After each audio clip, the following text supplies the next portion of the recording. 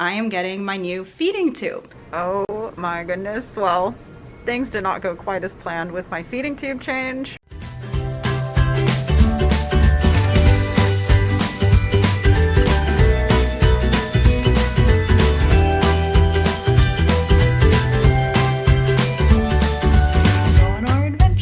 Oh, you got freezing cold here.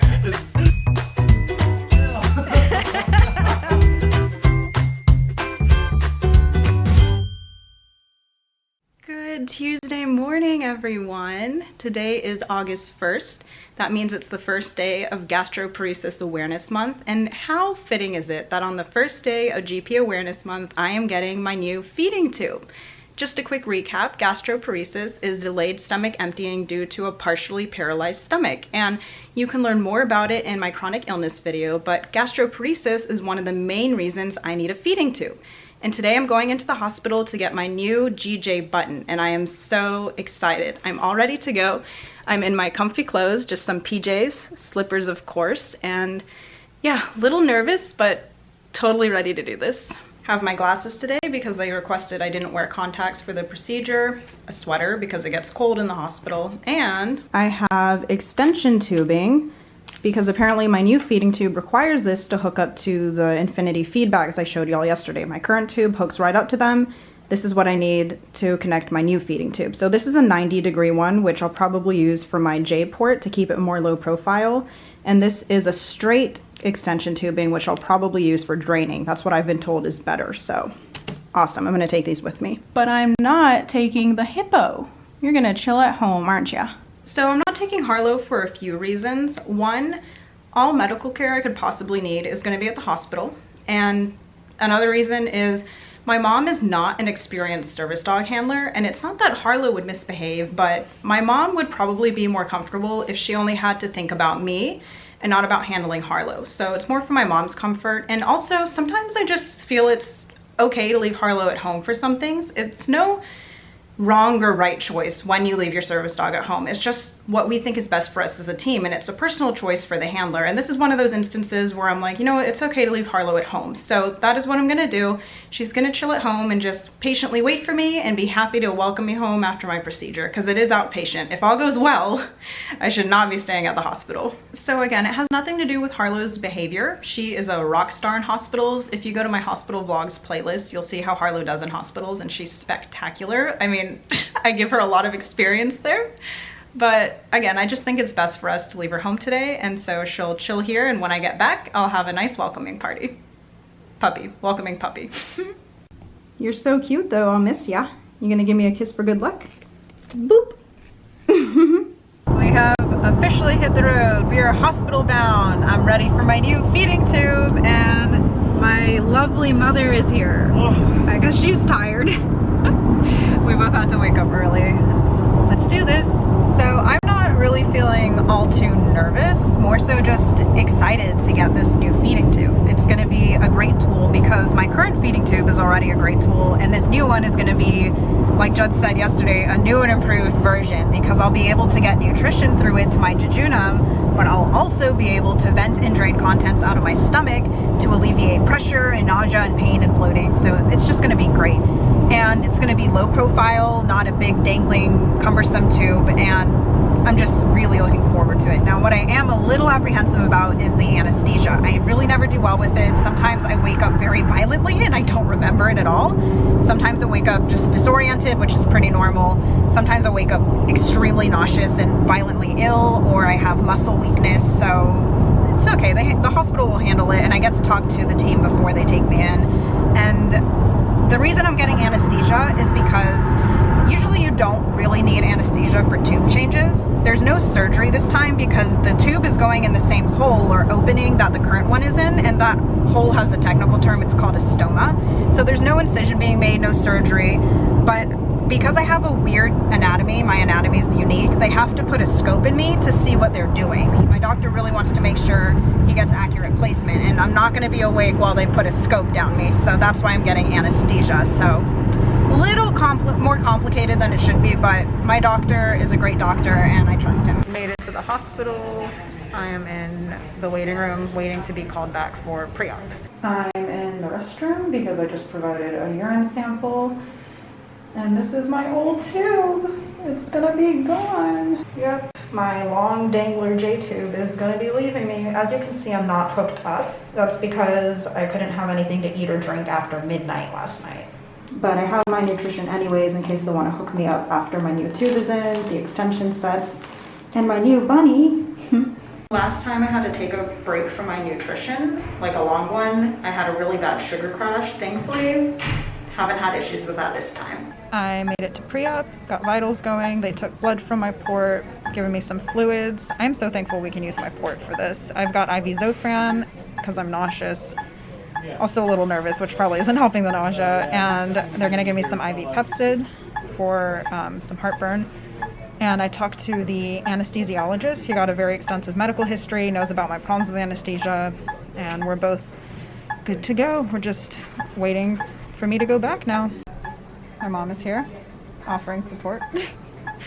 So I had a dream that I went under, and when I woke up, I had the same feeding tube in. It didn't get changed, which would be super disappointing. Also, it's time to upload the vlog. I uploaded it early this morning and I put it on private mode, so now I'm just putting it to public. Go, and there y'all go. You have the vlog for today. Ta-da! Coming to you from the hospital. Just got my Pepsid to help with the reflux I'm feeling, and got my bunny, of course. I think I'm gonna name her Lola. Not totally set on the name yet, but just waiting to speak to the GI nurses that are going to be in the room with me, and then I'm going to get some Versed to kind of like help me relax here before they take me in the OR, because when I get wheeled into the room, that's when I start getting really nervous. Like, my biggest fear of all this is being awake for the procedure, because I don't sedate easily at all. For my port surgery, I was awake for the whole thing. But they're going to use propofol on me, and generally I do well with that. When I got my feeding tube placed, they used propofol and it went well. I was totally out. So I think it should be okay. I think I got a good team here. Got my bunny here to make me feel better too. Bunny and Versed, it's gonna go well. Are you nervous, Mom? Yes, I am. You are? Yeah. It'll be okay. I know. Okay, good. With my trust in God, but I'm still in there. Oh my goodness. Well, things did not go quite as planned with my feeding tube change. I'll tell y'all more about it when we get out of here and get back to the car. Hey y'all, made it out of the hospital. Look familiar? So I did not get my feeding tube today. What happened was the GI nurse came to see me, and I wanted to make sure everyone knew that I was going to get GJ button. So I mentioned that to the nurse, and the nurse told me we don't have a GJ button. So I kind of freaked out a little bit, and I was like, that's what I'm here for. So he went and got the doctor, and when the doctor came, he said, listen, I'm really sorry. I looked in all of the surrounding hospitals. I did a lot of looking for this, but I couldn't find a GJ button. Nobody carries them. I thought he was going to special order it, because that's the impression I got from our appointment we had, and there was just no GJ button. And you know, I can't fault my doctor. Doctors are humans too. They'll make mistakes, and it wasn't even really a mistake. It was just miscommunication, I guess. And so he gave me 3 options, because you know, and I like my doctor. He works really hard for his patients. He's an incredible physician. So he gave me 3 options. One, he could give me a long GJ tube, a dangler like what I have now, but I'd have the G port for venting and draining. He could give me a smaller J tube, or we could wait until he special orders the GJ button, and then I'll just go under and get it later. And I decided to do option number 3 because 1, I wasn't sure insurance would cover 2 tube changes so close together, and I didn't want to risk it because it's really expensive if insurance doesn't cover it. And the other thing is, I don't want to go under sedation unnecessarily because I don't do well with it, so I'd rather just wait to go under when the tube I want is here, because I really feel like that low profile GJ will be the best for me. So he said it'll probably take a month to order it and then get me back into the surgery schedule and all that. So it's really disappointing because I was looking forward to getting this new tube, but you know, that's life, and it didn't go as planned, but things happen unexpectedly with chronic illness all the time. So just gotta do your best to keep moving forward, and at least now we have a plan, and I will be getting my GJ button. I'll probably be a little bit more on top of things to make sure it goes as planned, but I think this is a better game plan for sure.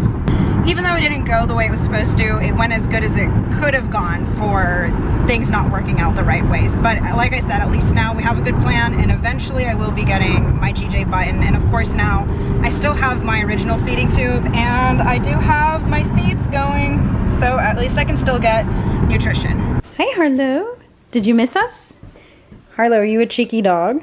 Because you pushed open my mom's bedroom door, stole one of her shoes, and left it on the stairs. She didn't chew it up, but she did break into my mom's room and take it. We are home now, and I did say that the unexpected happens a lot with chronic illness, but it's not always bad.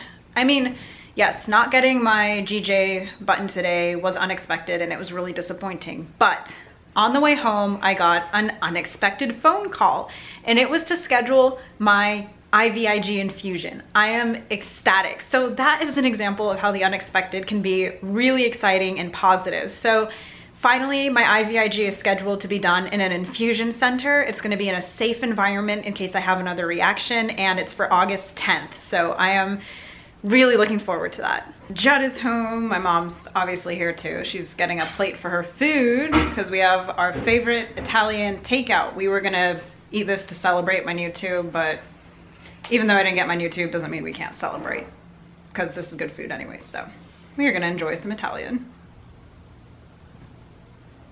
She couldn't quite figure out what that was.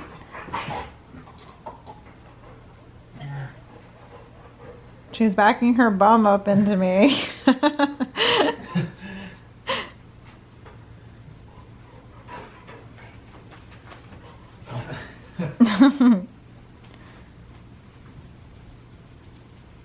Well, we're going to bed. Had kind of an eventful day, but didn't have the event that was supposed to happen. Yeah, I feel like that should have been like #1 of the checklist, right next to is the patient there. It's like medical supplies, check. Patient, check.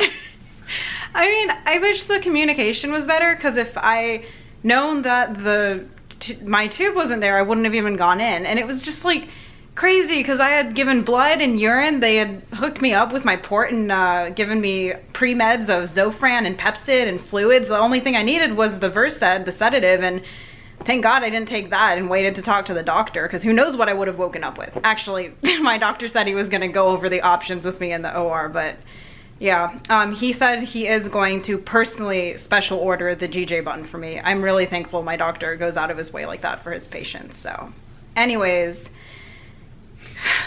that happens sometimes, especially with chronic illness. Oh well, I mean, at least I didn't do the anesthesia and no one got hurt. It's all fine. It'll be fine. I'll eventually get the button I need, right? I hope. And with that, I will say goodnight, and thanks for joining us on our adventure.